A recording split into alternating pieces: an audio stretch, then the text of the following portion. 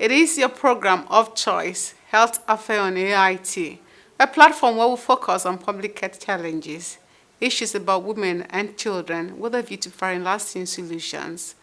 I'm a regular anchor, Shomowa Danis, and our focus today is on the brain drain. We'll get right into the discussion after our news segment. Please stay tuned, don't go away. The Chief Emeka Foundation caters to over 7,000 vulnerable persons across the country, with orphans, widows, and the elderly swelling this current figure. And as such, the foundation relies heavily on the availability of cash to run some of its day-to-day outreach to the less privileged through its petty cash program. It is against this backdrop that the Chief Emeka Foundation observed with dismay the current scarcity of the naira due to the emergence of new notes, which has caused untold hardship on the public, thereby resulting to pockets of violence in some part of the country. The activities of the foundation have been hindered to a great extent due to these rippled effects across areas where the impacts of the foundation have contributed positively over time. As I speak to you, the Chief Emeka Foundation is faced with serious issues of humanitarian outreach challenges, as some centers of the foundation are overcrowded with vulnerable persons in need of help, especially widows, orphans, and the elderly, who cannot access the little stipends the foundation assists with. Currently, some elderly persons have besieged one of the foundation centers, sleeping at the entrance of the foundation building, as we cannot render some of our emergency services due to the unavailability ready fund, as banks and ATM machines are crowded with little or no money to give. Foundation is dismayed at how operators of POS now charge exorbitantly just to withdraw small amounts. This is very sad. The Chief Emeka Foundation would want, as a matter of urgency, to ask the government to immediately find a lasting solution to this anomaly. Chief Emeka Foundation is also not happy about the current fuel scarcity plaguing the country, alongside the scarcity of the naira notes because of the cashless policy of the government. Though the foundation commends the government on its cashless policy, but the untold hardship in its wake on citizens is not right, probably because the program is ill-timed and the implementation seems to be wrong. Lipids are fats. Lipids are fats in the body, and we know that they affect the lining of the blood vessels, and if they are too much, they block the blood vessels, and they can cause heart attacks, they can cause hypertension and auto-heart disease. Vascular diseases are rising and sporadically and affecting the population, especially the productive population. And that means that is the number one killer disease in the adult population. So we need to do a lot about it. And we know that the risk factors, one of the risk factors is the food we eat, physical activity, and that is why we are tackling all this. Yes. The take-home message is that we should take positive action to promote awareness. We should look at advocacy. We should look at research, and we should look at the healthcare system to be able to take care of people with heart disease. Having healthy foods which will not contain trans fats as well as unhealthy fatty acids. So the idea is more or less to ensure that we live a healthy life, okay, that will ensure or reduce the increasing rate of cardiovascular diseases. We must look at the fat oils that we buy in the market and make sure that there is no trans fat, for example. in any in the product. So if there's a 2% trans fat in the product, you must reject such a product. As captured by the policy side.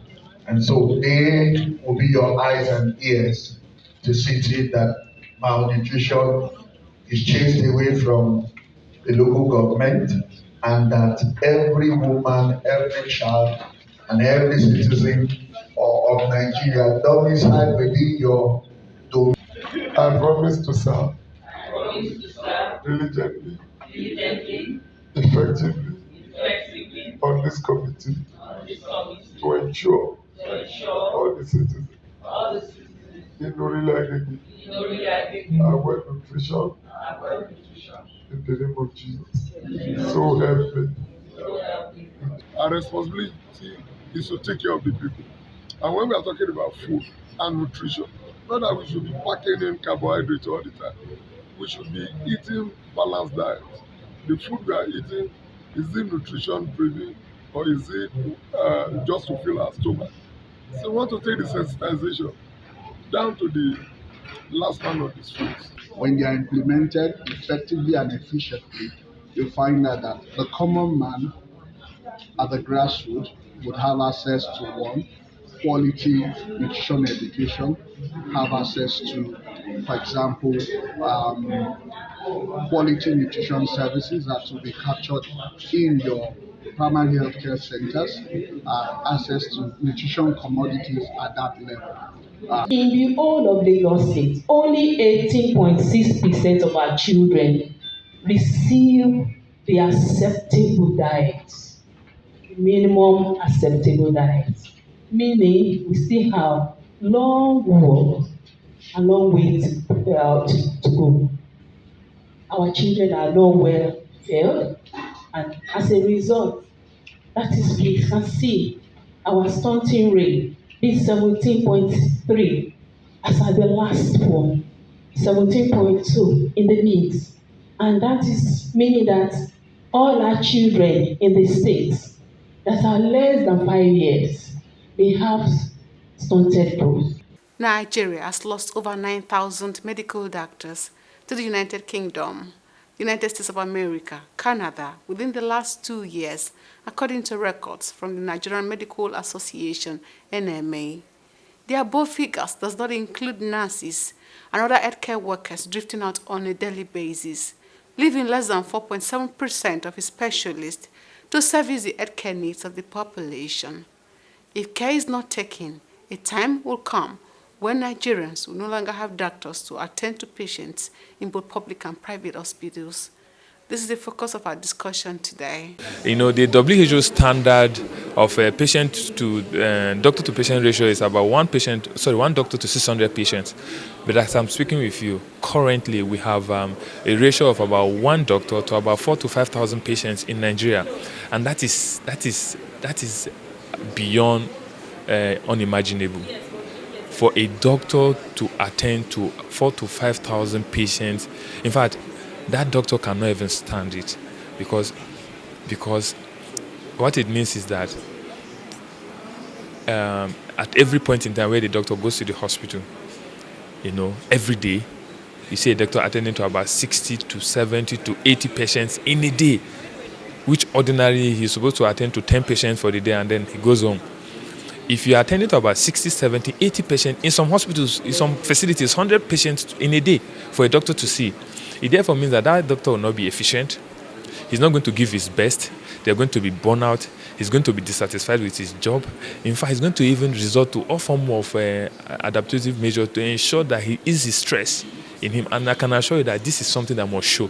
If you are under stress, enormous stress, as in this case, there is no how you can curtail it as a human, because you are not a robot. You are an individual, and then you need to, take care of yourself first. Now, the major problem now is that it's not just people that are living, but actually the best that we have in our countries are living, and we need to do something about it, because this isn't just affecting the health sector alone, but the whole economy at large. It's a national emergency, and that the earlier we address it, both at the national and the state levels, the better for us. It's becoming increasingly more difficult to sustain health services in public and private sectors as we speak.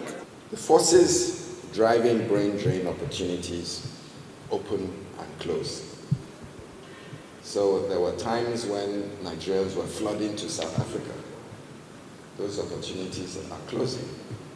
There were times when Nigerians were flooding to the UK. And then those opportunities closed because UK was part of the European Union. And it wasn't so opportunistic for us to go to the UK anymore. And then when UK dropped out of the European Union with Brexit, all the East Europeans that came into the UK to fill the jobs that we as Nigerians were aspiring to fill returned to their countries because UK was no longer part of the Brexit. And that opened new opportunities for us because the NHS suddenly realized they had huge gaps in the National Health Service in the UK. And that, again, they even put out adverts for Nigerians to come and fill those gaps. So you see, everything is dynamic. Things have changed, and it's not static. Health-seeking behavior in Nigeria and around the world is changing also. People are using multiple modalities of accessing health or health information. And so we must pay attention to some of these forces. Now, the other important thing is that Nigeria and Lagos, because we're in Lagos now, we know our demographic profile. And we have a massive youth bulge. What does that mean? It means that 70% of Lagosians are under the age of 30. So our pyramid is very wide at the base and narrow at the, it's a proper pyramid when you look at the demographic profile of Lagos. When you look at the demographic profile of the UK, Japan, America, it's upside down. What does that mean? They have a very low birth rate. So most of the people in the UK and in the developed world are an elderly population. And so their pyramid is turned upside down. And that forces them to look to countries that have a proper pyramid to recruit human capital. So Nigeria and Lagos, by virtue of its demographic profile, is a natural exporter of human expertise. That's a natural phenomenon. There's nothing we can do about that.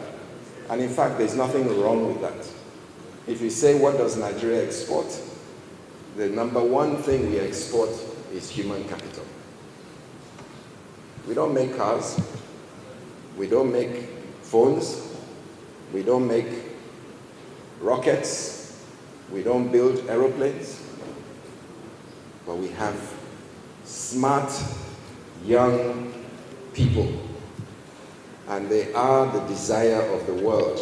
Everybody wants young, smart Nigerians. They're in high demand. Now, what could we possibly do as government to influence brain drain? If you have a bucket that's leaking and you want to keep water in the bucket, the idea is to pour more water or to fix the leak. If we have limited capacity to fix the leak because the push-pull factor is severe, then we must pour more water into the bucket. Therefore, we must make more healthcare professionals in Nigeria. What are we doing in that direction? Are we trying to make more healthcare professionals? A retention strategy. If medical training and allied professional training is heavily subsidized, should we not be talking about some kind of bond that keeps you in the country to kind of show government that in return for your gesture of subsidizing my career as a professional, I agree to remain in Nigeria for X number of years. I'm just raising that. I'm not promoting it. We'll be proactive. this is an election period. It's an opportunity for us as professionals, not doctors now, all healthcare professionals, to contribute to policy making, to provide solutions, all possible solutions to addressing these challenges. We have policies, we have plans, we have laws, we have regulations, but our major problem has been implementation. You cannot implement policies, you cannot enforce laws, you cannot implement plans if the leadership is not right. We need to train more people. When you train more people, that has own cost implications. And at the end of the day, you don't have a proper healthcare financing right. You can't do much. So that same leader that's going to sit down and fashion ways of looking for the innovative sources of raising financing to address these issues. You have to pay salaries. You spend money to build infrastructure. You send money to educate the people. So it's a huge thing. The health sector is huge. And so you need a leader who has a vision, who understands the terrain, who knows, who is courageous to take right decisions, the best interest of the people. If you're just joining us, it's Health Affair on AIT. Next on the program is a nutrition segment, an aspect of the program where we'll bring you news about food items, their nutritional values, and how they can help you maintain good health. Egusi seed is a good source of potassium and calcium, minerals that regulate blood pressure. It is also a rich source of magnesium, phosphorus, iron, and zinc. And just like all plant foods, egusi is naturally cholesterol-free. Melon seed is a popular food crop in Nigeria and other African countries that comes with lots of health benefits which are vital for children, young and old, men and women. Melon seed is popularly or locally called egusi, and it's fortified with essential minerals and vitamins which promotes eye vision, improves the skin and hair, and other numerous benefits it offers. Here are some health benefits of melon seed, which is good for the human health. The vitamins in melon seed provide exceptional benefits to the human body.